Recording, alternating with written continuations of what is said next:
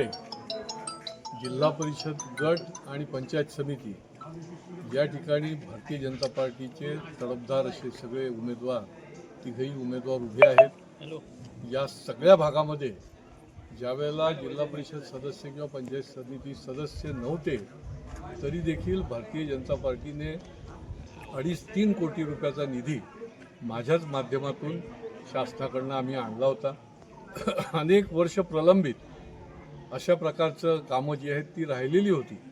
या ठिकाणी दुजाभाव केला जातो, आपल्याला जिथे मतदान दिलं जातं त्या ठिकाणी निधी खर्च केला जातो आणि जिथे मतदान होत नसेल त्या ठिकाणी त्यांना तसंच ठेवलं जातं, अविकसित ठेवलं जातं।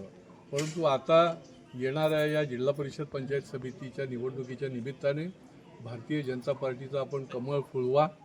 कमळ हे चिरकाल राहणार आहे, डबल इंजिन आहे। केंद्रामध्ये मोदीजींच्या नेतृत्वाखाली सर्व दूर अशा प्रकारचा विकास होतोय। राज्यामध्ये देखील आदरणीय नरेंद्र मोदी केंद्रामध्ये आणि राज्यामध्ये देवेंद्र फडणवीसांच्या नेतृत्वाखाली काम होते आणि त्याच्यामुळे कमळाशिवाय पर्याय नाही।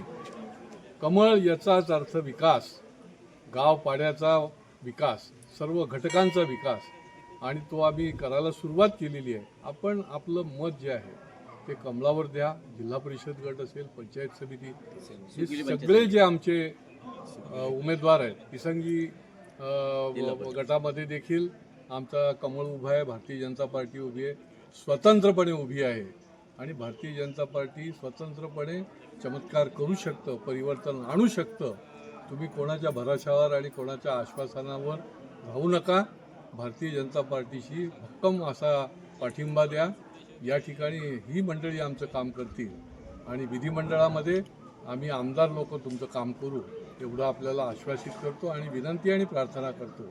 आपण एकदा यांना निवडून पाठवा, पुढच्या 5 वर्षामध्ये तुम्हाला टीका करायला जागा ठेवणार नाही, अशा प्रकारचं काम आम्ही सगळे मिळून करू।